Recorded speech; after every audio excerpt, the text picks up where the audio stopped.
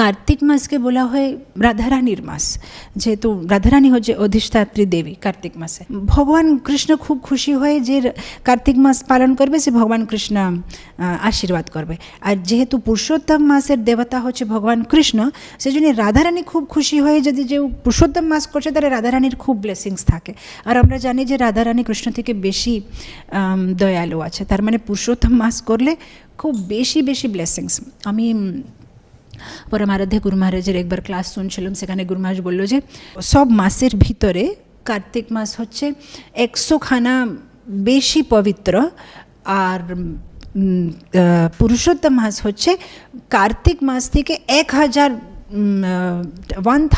Times বেশি পবিত্র কিংবা বেশি পাওয়ারফুল। মানে যদি কেউ কার্তিক মাসে যে ফল পাবে তার থেকে 1000 গুণ ফল পাবে যদি পুরুষোত্তম মাস করবে। তো তার মানে এত ইম্পর্ট্যান্ট। ইনফ্যাক্ট পুরুষোত্তম মাসের ভিতরে সব ভালো তিথি রয়েছে। হিজ হোলিনেস রাধানাথ স্বামী মহারাজ একবার একটা ক্লাসে বলছিলেন যে একটা মন্দিরে, মানে আমি দেখি না, শুধু শুনেছি, বলেছে যে বৃন্দাবনে কিছু কিছু মন্দির আছে যারা পুরুষোত্তম মাসে বর্ষের যতগুলো আমাদের যে অনুষ্ঠানগুলো থাকে ওরা পুরুষোত্তম মাসে প্রতিদিন একটা অনুষ্ঠান করে। মানে পুরুষোত্তম মাসে একদিনে রামনবমী করবে, একদিনে নরসিংহ চতুর্দশী করবে, একদিন জন্মাষ্টমী করবে, একদিন রাধাষ্টমী, মানে পুরো 30 days যেগুলো আমরা পুরো বর্ষর করি সেখানে ওরা বলছে যে সব তিথি পুরুষোত্তম মাসের ভিতরে আছে, যে সেই জন্যে পুরো 1 মাস 30 days এভরিডে কিছু ফেস্টিভ্যাল করবে, এভরিডে কিছু একটা অনুষ্ঠান করবে। সেরকম মানে রাধানাথ স্বামী মহারাজ বলছিলেন। তো এটা হচ্ছে পুরুষোত্তম মাসের মহিমা। মানে যদি কেউ পুরুষোত্তম মাস পালন করবে তাহলে ওদের এই জন্মটা তো ভালো থাকবে আর গোলকধামে যেতে পারবে। সাধারণত দুটো জিনিস কেউ পাবে না, রাইট? আমরা এরকম বলি না যে ঠিক আছে ভক্তি করলে আমরা ভগবত ধাম যাব, কিন্তু এখানে বলছে পুরুষোত্তম মাস করলে এই মাস এই জীবনে, এই যে ভৌতিক জীবন সেটাই খুব এক্সিলেন্ট হয়ে যাবে। মানে ভৌতিক জীবনে যে আমাদের কিছু কিছু ভৌতিক বস্তুগুলো যেটা আমাদের দরকার আছে সেটাই পাবো, আর এক সাথে সাথে আধ্যাত্মিক জীবনে আমাদের প্রোগ্রেস হবে। তো এটা মানে ডাবল বোনান্জার মতন আছে। তো অবশ্য পুরুষোত্তম মাসের ব্যাপারে বেশিরভাগের লোকেরা জানে না। যদি জানলে তাহলে সবার উদ্ধার হবে, কিন্তু তার ব্যাপারে বেশি মানে কেউ, যেরকম জন্মাষ্টমী রাধাষ্টমী বললে কর্মী লোকেরা যারা কিছুই জানে না তারাই জানে জন্মাষ্টমী রাধাষ্টমী, কিন্তু এই পুরুষোত্তম মাসটা একটা মানে কিছু একটা রহস্যের মতো আছে, মানে বেশিরভাগই লোকেরা জানে না। অবশ্যই এখন ইসকনের জন্য অনেকটা প্রচার হয়েছে আর লোকেরা জানতে পারছে, কিন্তু আগে তো মানে সবার মধ্যে তো ছিল না, জ্ঞানে ছিল না যে পুরুষোত্তম মাস এত স্পেশাল। ইনফ্যাক্ট পাণ্ডবরা তারা তো ভগবানের ভক্তরা, কিন্তু তারাই পুরুষোত্তম মাস ব্যাপারে জানতো না। কিন্তু একবার একটা গল্প আছে কীভাবে যখন ভগবান কৃষ্ণ একবার যখন এরা বনবাসে আছে পাণ্ডবরা, তখন ভগবান ওনাদের সাথে দেখা করতে যায়। দেখা করতে গেলে ওরা কাম্যবনে আছে, যেরকম বৃন্দাবনে অনেকগুলো বন আছে, রাইট? বহুলাবন আছে, লৌহবন আছে, খদিরবন আছে, 12 ইম্পর্ট্যান্ট বনের মধ্যে একটা হচ্ছে কাম্যবন। তো কাম্যবনে যখন এরা বনবাসের সময় পাণ্ডবরা কাম্যবনে ছিল। ইনফ্যাক্ট আপনারা এখনও কাম্যবনে গেলে একটা জায়গা আছে ধর্মকুণ্ড, যেখানে ওই যক্ষর সাথে যুধিষ্ঠিরের বার্তালাপ হয়েছিল, এই জায়গাটা এখনও আছে। তো ভগবান যখন কাম্যবনে ওদের সাথে দেখা করতে যায়, ওদের যে পর্ণশালা, যে ছোটো একটা হাটের ভিতরে ওরা আছে, ভগবান মানে ওটা দেখে খুব দুঃখী যে আমার ভক্তরা এত কষ্ট পাচ্ছে। তখন ভগবান যুধিষ্ঠিরকে বলছে, আমি দুর্যোধনকে মেরে ফেলবো আমি দুর্যোধন আপনাদেরকে এত কষ্ট দিয়েছে। তখন যুধিষ্ঠির, অর্জুন, দ্রৌপদী বসেন ভগবানকে একটু শান্ত করে জল খাইয়ে ভগবানের পাদ নমস্কার করে পাদাভিষেক করে ভগবানকে একটু শান্ত করেছেন। তারপরে যুধিষ্ঠির মহারাজ ভগবানকে বলছে যে ঠাকুর, আমি বুঝতে পারছি না, আমরা হচ্ছে আপনার অনন্য ভক্ত, কিন্তু আমরা এত দুঃখ কেন পাচ্ছি? তখন ভগবান শান্ত হয়ে বলছে যে যেহেতু তোমরা পুরুষোত্তম মাস পালন করো না। তখন এরা বলছে পুরুষোত্তম মাস মানে কি? আমরা জানি না এটা পুরুষোত্তম মাস মানে কীভাবে পালন করতে হবে, কী এই জিনিসটা কী? তখন ভগবান পুরো এই কথাটা আরম্ভ করছে। এটা কথার ভিতরে গল্পের ভিতরে গল্প আছে, একটু ভালোভাবে শুনতে হবে। তখন ভগবান বলছে যে এই পুরুষোত্তম মাস ব্যাপারে নৈমিষারণ্যে যারা সাধুরা বসেছিল সভাতে, যখন ওরা দেখেছে সুত গোস্বামীকে আসতে, তখন ওরা সুত গোস্বামীকে এটা জিজ্ঞেস করেছে যে পুরুষোত্তম মাসের ব্যাপারে সবাই খুব বেশি বলছে, পুরুষোত্তম মাস জিনিসটা কি আমরা জানি না, কিভাবে তার পালন করতে হবে। তখন সুত গোস্বামী বলছে যে আমি পুরুষোত্তম মাস ব্যাপারে শুকদেব গোস্বামীর কাছে শুনেছিলাম। শুকদেব গোস্বামী হস্তিনাপুরে যখন পরীক্ষিত মহারাজকে প্রবচন দিচ্ছিলেন, তখন আমি পুরুষোত্তম মাস ব্যাপারে শুনেছিলাম। আর তখন শুকদেব গোস্বামী বলছিলেন যে এই কথাটা একবার নারদ মুনি জিজ্ঞেস করেছে ভগবান নারায়ণকে, যে সবাই পুরুষোত্তম মাস পুরুষোত্তম মাস, পুরুষোত্তম মাস মানে কি, সবাই এত কেন পুরুষোত্তম মাসে গুরুত্ব দিচ্ছে। তখন নারায়ণ যে কথাটা নারদ মুনিকে বলেছে, ও যুধিষ্ঠির আজকে সে কথাটা আমি তোমাকে বলছি। তো তারপরে সে ভগবান আরম্ভ করেছে, বলছে অনেক যুগ আগে ত্রেতা যুগে একটা ঋষি ছিল মেধাবী ঋষি। এই মেধাবী ঋষির একটা কন্যা ছিল, খুব সুশীল সুন্দরী, বাবার কথা শুনে খুব গুণী, সব কিছু ভালো ছিল। কিন্তু মেধাবী ঋষির স্ত্রীটা মারা গেছে। স্ত্রী মরে যাওয়ার পরে এই মেধাবী ঋষিটা তপস্যাতে খুব ব্যস্ত আছে। উনি ভুলে গেছেন যে আমার একটা মেয়ে আছে, মেয়ে আমার সেবা করছে, কিন্তু মেয়ে মানে বিয়ে দিতে হবে, পুরো জীবন তো বাড়িতে রাখা যাবে না। কিন্তু ওনার মানে সে কথাটা মনে নেই, উনি তপস্যাতে ব্যস্ত হয়ে গেছে। আর এই যে মেয়েটা বড় হচ্ছে দিনে দিনে, আর ওর যে বান্ধবীরা সবার বিয়ে হয়ে গেছে, কিন্তু এর বিয়ে দিতে জন্য কেউ নেই। তা কিছুদিন পরে কী হয়েছে, মেধাবী ঋষি দেহ রেখেছে। যখন মেধাবী ঋষি দেহ রেখেছে তখন এই মেয়েটা অনেক কাঁদছে, কেউ নেই, না বাবা আছে না মা আছে না বিয়ে হয়েছে যে পতি থাকবে, কেউ নেই। তো একা একা যখন কাঁদছে তখন ওখানে দুর্বাসা মুনি এসেছে। দুর্বাসা মুনি একে বলছে যে আমি হচ্ছে তোমার বাবার বন্ধু, আমি তোমাকে আশীর্বাদ করতে এসেছি। তখন ও মেয়েটা বলছে যে সাধু মহারাজ আমাকে একটাই আশীর্বাদ করেন, আমার যেন বিয়ে হয়ে যায়, আমার কেউ নেই রক্ষা করতে জন্য, আমার যেন বিয়ে হয়।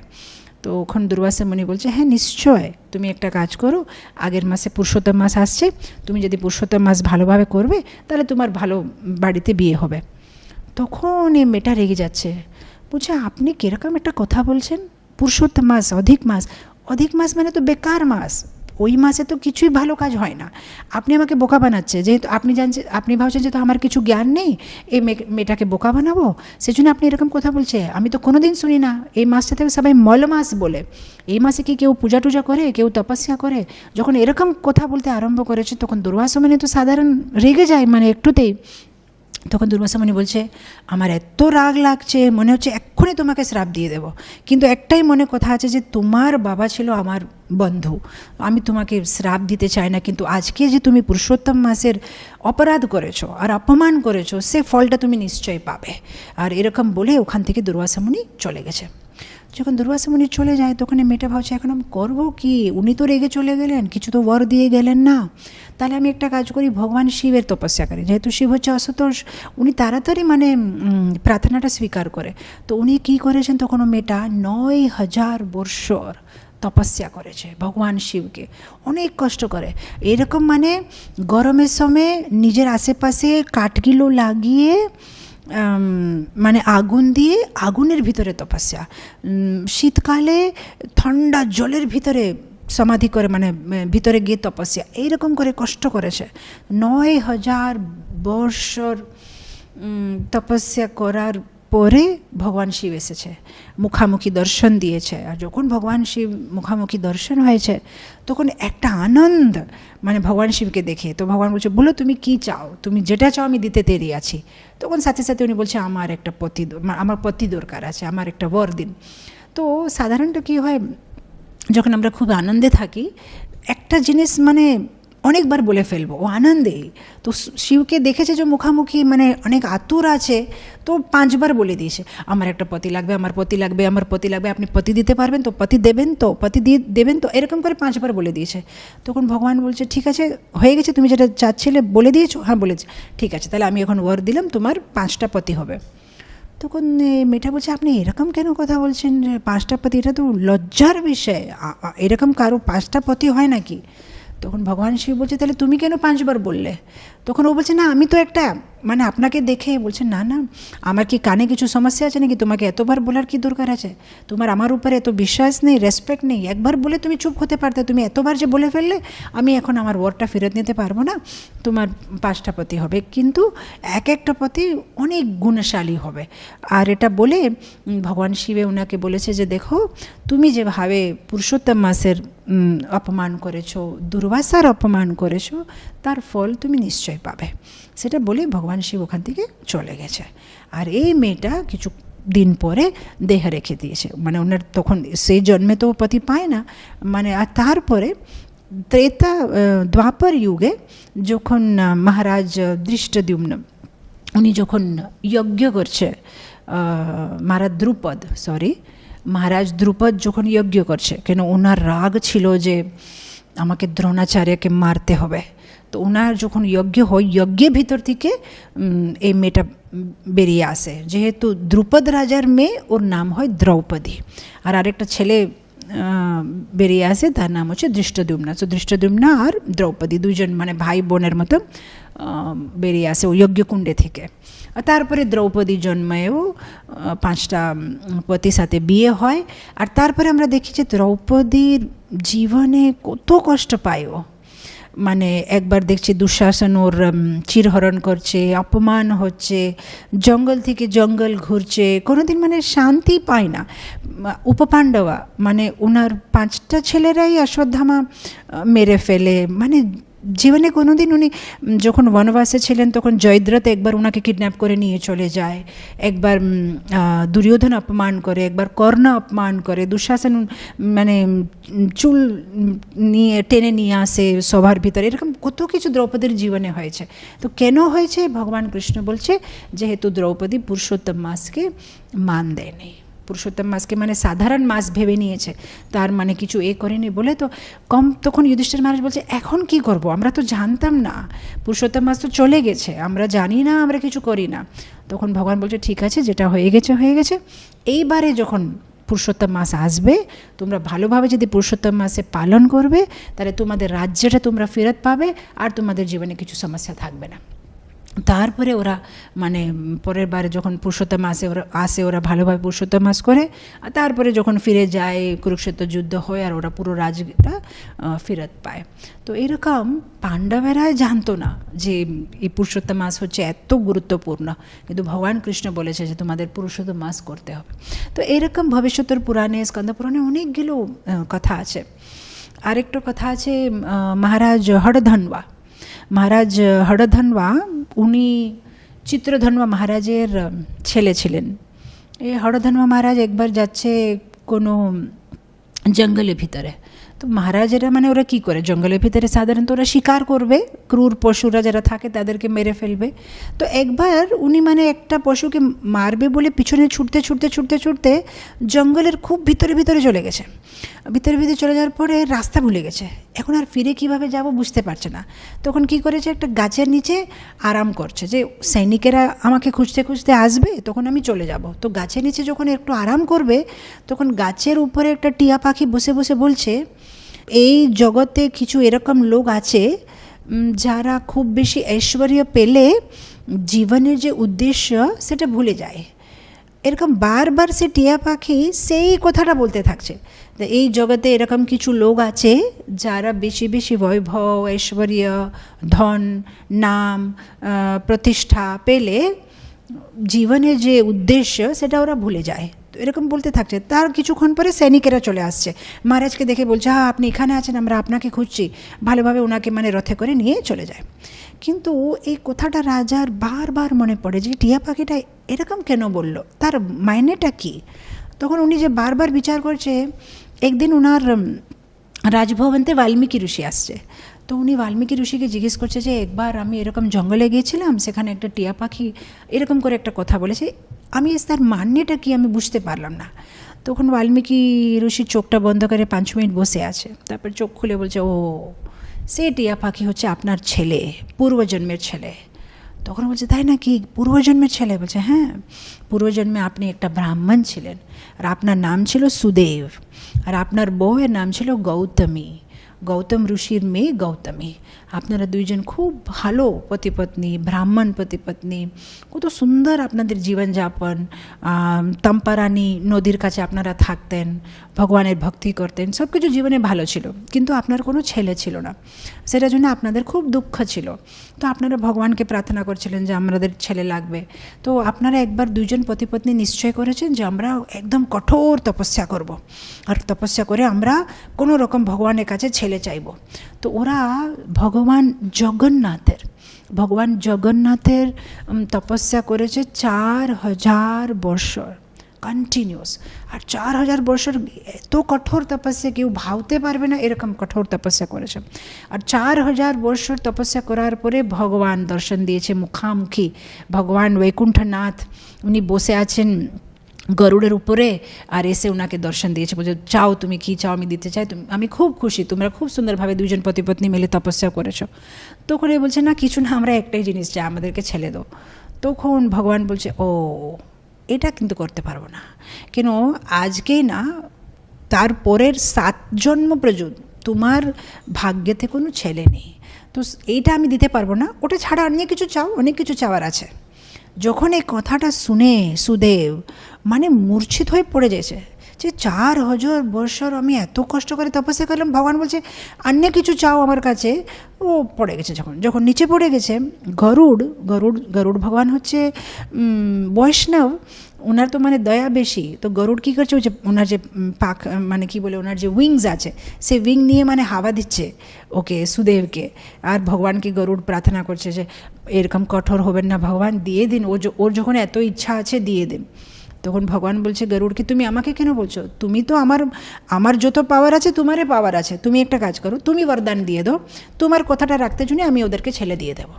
তখন গরুড় বলছে ঠিক আছে। তো তারপরে যখন কিছুক্ষণ পরে মানে ওই একটু হোশে এসেছে, তখন গরুড় বলছে আর তোমার চিন্তা করতে হবে না, আমি ভগবানকে রিকোয়েস্ট করেছি, ভগবান হ্যাঁ বলেছে, তোমার ছেলে হবে। তখন দুইজন খুব খুশি ফেরত গিয়েছে। তারপরে গৌতমীর ছেলে হয়েছে, আর খুব ভালো ছেলে, খুব মানে শিষ্ট, খুব সুন্দরভাবে মা বাবার কথা শুনছে, সব কিছু ভালো চলছে জীবনে। তারপরে কিছুদিন পরে ওনাদের ওখানে বাড়িতে দেবল ঋষি এসেছে। এখন এই দেবল ঋষি খুব প্রখ্যাত। আপনারা যদি ভগবদ্গীতাতে দেখেছেন, ভগবদ্গীতার চ্যাপ্টার 10-তে একটা শ্লোক আছে, 12 আর 13 শ্লোক, দেবলা, নারদা আর কি বলে অসিতা, এগুলো সব মানে ফেমাস ঋষিদের নাম আছে। তো দেবল ঋষি আসে ওদের বাড়িতে। তো ওদের বাড়িতে দেবল ঋষি আসলে ওরা নিজের ছেলেকে বলে সাধু বাবার আশীর্বাদ নাও। তো যখন মানে ও প্রণাম করছে, তখন দেবল ঋষির মুখটা অনেক ছোট হয়ে যাচ্ছে। তখন এরা বলছে দেবল ঋষিকে যে মহারাজ কী হয়েছে, জিনিসটা আপনার মুখটা খুব ছোট হয়ে গেছে দেখতে, কি আমরা কিছু কি দোষ করেছি? বলছে না তোমরা কিছু দোষ করো না, আমাকে দুঃখ হচ্ছে। বলে কিসের জন্যে? বলছে তোমার ছেলে যে আমাকে প্রণাম করলো, আমি ওকে মানে কি বলবো, ওর লাইফটা খুব ছোট আছে, যখন ও 12 বছরে হবে ও মরে যাবে, সেটা আমি এখন থেকে দেখতে পারছি, সেটা দেখে আমার দুঃখ হচ্ছে যে এত ভালো বাচ্চা কিন্তু ওর জীবনটা খুব ছোট আছে। তখন ওর মা বাবারা খুব দুঃখ করছে যে আরে এত কষ্ট করে যে একটা ছেলে পেলাম, সেটাই 12 বছরে মরে যাবে। তো মানে ওরা দুঃখে আছে। আর কিছুদিন পরেই মানে যখন মানে 12 বছরে হয়ে গেছে তখন একদিন ও বাচ্চারা মানে সবাই বন্ধুরা মিলে নদীতে স্নান করতে গেছে। আর কিছুক্ষণ পরে ওর বন্ধুরা ছুটে এসে সুদেব ব্রাহ্মণকে বলছে যে বাবা আপনার ছেলেটা জলের ভিতরে ডুবে মরে গেছে। তখন মানে সুদেবী আর গৌতমী ছুটে যায় নদীর তটে, দেখে ওর শরীরটা মানে পড়ে আছে, মানে তখন ওরা ওর সাথে ওর কোলে নিয়ে জোরে কাঁদে। মানে ওরা বিশ্বাসই করতে পারছে না যে দেবল ঋষি যেটা বলেছে সেটা সত্যি হয়েছে, আর আমাদের ছেলে আর নেই, মানে মরে গেছে। তো কোলে নিয়ে দুইজন কাঁদছে। আর যখন ওরা কাঁদতে আরম্ভ করেছে তখন বৃষ্টি পড়ছে, মানে খুব মানে জোর বৃষ্টি, একদম বৃষ্টিটা মানে বন্ধ হয় না এত। কিন্তু ওরা বৃষ্টি পড়লে ওখান থেকে সরছে না, ও শরীরটা সমাধি দিচ্ছে না, কিছু করছে, কোলে নিয়ে কাঁদছে। 1 দিন 2 দিন 3 দিন 4 দিন এরকম 30 দিন হয়ে গেছে। সে মৃত শরীরটা ওরা ছাড়ছে না, পতিপত্নী এরকমই ধরে আছে, কাঁদছে, ভগবানের স্মরণ করছে, হে ঠাকুর, হে জগন্নাথ, এরকম কেন করলেন? জগন্নাথ তুমি যেটা চাও তুমি করতে পারো, তুমি ভগবান, আমার ছেলে আমাকে ফেরত দাও, এরকম করে মানে কাঁদতে থাকছে। তো 1 মাস পরে আবার ভগবান এসেছে। আর ভগবান বলছে তোমরা জানো কি জানো না, গত 1 মাস তোমরা কিছু খাও না আর আমার নাম নিচ্ছ। অ্যাকচুয়ালি 1 মাস হচ্ছে পুরুষোত্তম মাস, আর তোমরা না জানে পুরুষোত্তম মাসে কিছু না খেয়ে না ঘুমিয়ে আমার জব করছিলে, সেজন্য আমি খুব প্রসন্ন হয়েছি। এখন তোমরা কি চাও? বলছে আমরা কিছু চাই না, আমরা শুধু আমার ছেলেরা মানে আমার ছেলে যেন ফেরত চলে আসে, ও যেন বেশি দিন থাকে। তখন ভগবান বলছে ঠিক আছে, তাহলে আমি আশীর্বাদ করি তোমার ছেলেটা 12,000 বছর বেঁচে থাকবে, এখন তুমি খুশি? তখন ওরা খুব খুশি হয়ে যায়, আর ও বাচ্চাটা আবার ফিরে মানে সজীবন তৈয়ার হয়ে যায়। আর এরা খুব খুশি হয়ে যায়। এরা জানেই না যে পুরুষোত্তম মাসের এত মহিমা আছে, ওরা জানে না পুরুষোত্তম মাস, মানে না জেনেই উপবাস করে ফেলেছে 1 মাস।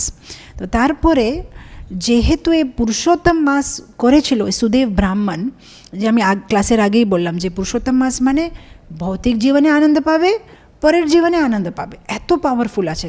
তো সেই জন্যে এই হরিধন্ব কি পরের জন্মে একটা মানে এই সুদেব ব্রাহ্মণ পরের জন্মে রাজা হয়ে জন্ম নিয়েছে। কিন্তু রাজা হয়ে জন্ম নিলে কি হয়, একটা সমস্যা আছে যে বেশি বেশি ভৌতিক বৈভব থাকলে ভগবানের ভক্তি করতে ভুলে যেতে পারে জীব। কিন্তু পুরুষোত্তম মাস করেছিল বলে ভগবানের এটা দায়িত্ব আছে ওকে আবার মনে করাতে জন্য। সেই জন্যে ওর ছেলে যে 12,000 বছর পর্যন্ত মানে বেঁচে ছিল, সে এই জন্মে টিয়া পাখি রূপে এসে ওর বাবাকে মনে করাচ্ছে যে ভুলে যাবে না, জীবনের উদ্দেশ্যটা কি সেটা ভুলে যাবে না। তো সেই কথাগুলো যখন বাল্মীকি মুনি বলে হরিধ্বন মহারাজকে, তখন উনি মানে আবার মনে পড়ে, আচ্ছা এটা ছিল আমার জীবনের, এটা আমি তো এই রাজকালে সব মানে রাজকাজে বিজি হয়ে যাচ্ছি।